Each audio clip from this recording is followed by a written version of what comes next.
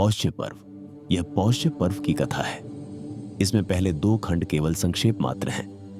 यद्यपि ये घटनाएं महाभारत की मुख्य कथा का भाग नहीं है, तथापि तीसरे खंड से महाभारत की मुख्य कथा का संक्षेप आरंभ होता है। इस पूरे खंड का उद्देश्य केवल सर्पयज्ञ की भूमिका तैयार करना है।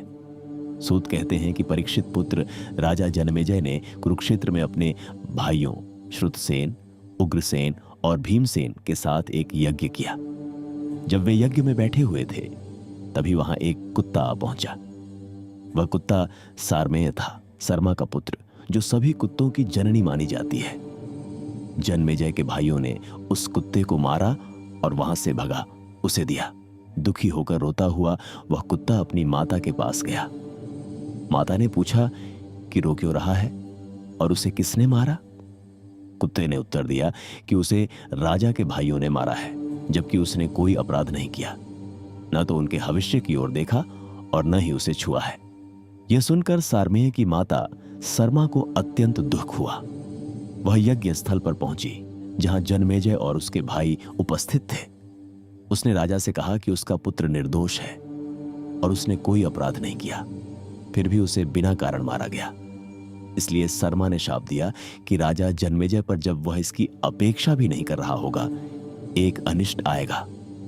यह सुनकर जनमेजय दुखी और चिंतित हो गए।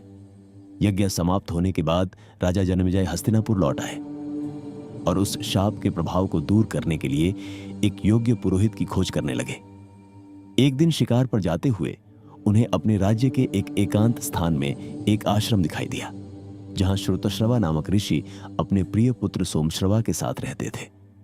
जनमेजय ने आदरपूर्वक ऋषि से निवेदन किया कि वे अपने पुत्र को उनका पुरोहित बनने की अनुमति दें। ऋषि ने कहा कि उनका पुत्र महान तपस्वी और विद्वान है, परंतु उसका जन्म एक विचित्र प्रकार से हुआ था। एक सर्प ने उनके वीर्य को निगल लिया था और उसी से सोमश्रवा का जन्म हुआ। वह महादेव के विरुद्ध हुए पापों को छोड़कर सभी पापों का नाश कर सकता है। साथ ही उसने एक व्रत लिया है कि यदि कोई ब्राह्मण उससे कुछ भी मांगे तो वह उसे अवश्य देगा।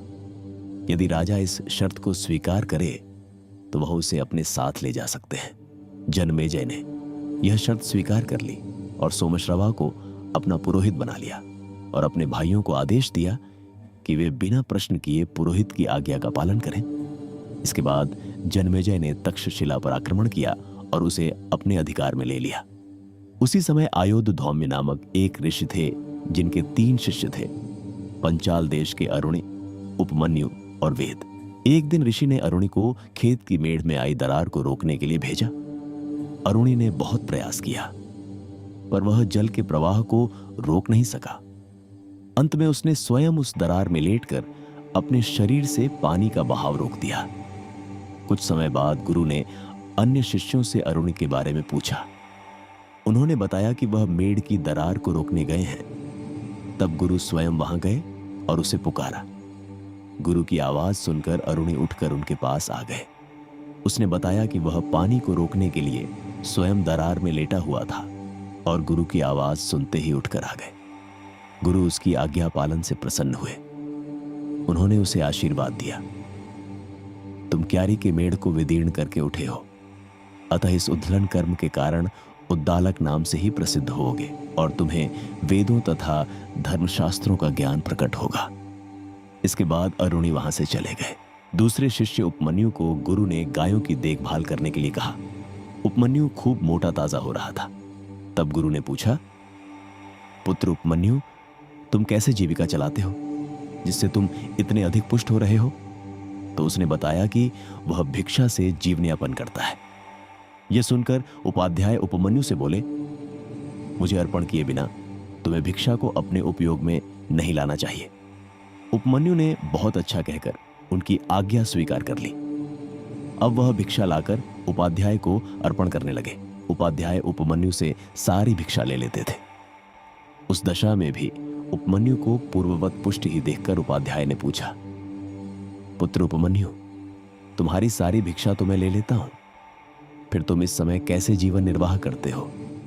उपाध्याय के ऐसा कहने पर उपमन्यु ने उन्हें उत्तर दिया, भगवान, पहले की लाई हुई भिक्षा आपको अर्पित करके अपने लिए दूसरी भिक्षा लाता हूं और उसी से अपनी जीविका चलाता हूं। यह सुनकर उपाध्याय ने कहा, यह न्याययुक्त एवं उचित व्यवहार नहीं है। तुम ऐसा करके दूसरे भिक्षाजीवी लोगों की जीविका में बाधा डालते हो, अतः यह लोभ का चिन्ह है। इसलिए तुम्हें दूसरी भिक्षा नहीं लानी चाहिए। उपमन्यु ने तथास्तु कहकर गुरु की आज्ञा मान ली। उपाध्याय ने उसे फिर भी उपमन्यु को मोटा ताजा देखकर पूछा, पुत्र उपमन्यु, मैं तुम्हारी सारी भिक्षा ले लेता हूं और अब तुम दूसरी भिक्षा भी नहीं मांगते, फिर भी तुम इतने पुष्ट कैसे हो? इस प्रकार पूछने पर उपमन्यु ने उपाध्याय को उत्तर दिया, भगवान, मैं इन गायों के दूध से जीवन निर्वाह करता हूं। यह सुनकर उपाध्याय ने उससे कहा, मैंने तुम्हें दूध पीने की आज्ञा नहीं दी है, अतः इन गायों के दूध का उपयोग करना तुम्हारे लिए अनुचित है। उपमन्यु ने बहुत अच्छा कहकर दूध पीना भी त्याग कर दिया। उपाध्याय ने अब भी उसे पुष्ट ही देखकर पूछा, पुत्र उपमन्यु, तुम भिक्षा का अन्न नहीं खाते, दूसरी भिक्षा भी नहीं मांगते और गाय का दूध भी नहीं पीते, फिर भी तुम इतने पुष्ट कैसे हो? इस प्रकार पूछने पर उसने उपाध्याय को उत्तर दिया, भगवान, ये बछड़े अपनी माता के स्तनों का दूध पीते समय जो फेन उगल देते हैं, उसी को पी लेता हूं। यह सुनकर उपाध्याय ने कहा, ये बछड़े उत्तम गुणों से युक्त हैं, इसलिए वे तुम पर दया करके अधिक फेन उगल देते होंगे। इस प्रकार तुम उस फेन को पीकर बछड़ों की जीविका में बाधा उत्पन्न करते हो, अतः आज से फेन भी मत पिया करो। उपमन्यु ने बहुत अच्छा कहकर फेन पीना भी त्याग दिया। इस प्रकार मना किए जाने पर उपमन्यु न तो भिक्षा का अन्न खाता था, न दूसरी भिक्षा लाता था, न गाय का दूध पीता था और न ही बछड़ों के फेन का उपयोग करता था। अब वह भूखा रहने लगा। एक दिन वन में भूख से पीड़ित होकर उसने आग के पत्ते चबा लिए, जिसके कारण उसकी आंखों की दृष्टि चली गई। अंधा होकर वह भटकता रहा और एक कुएं में गिर पड़ा। संध्या के समय तक भी जब उपमन्यु गुरु के घर पर नहीं आए, तब उपाध्याय ने शिष्यों से पूछा, उपमन्यु क्यों नहीं आए? वे बोले, वह तो गाय चराने के लिए वन में गए थे।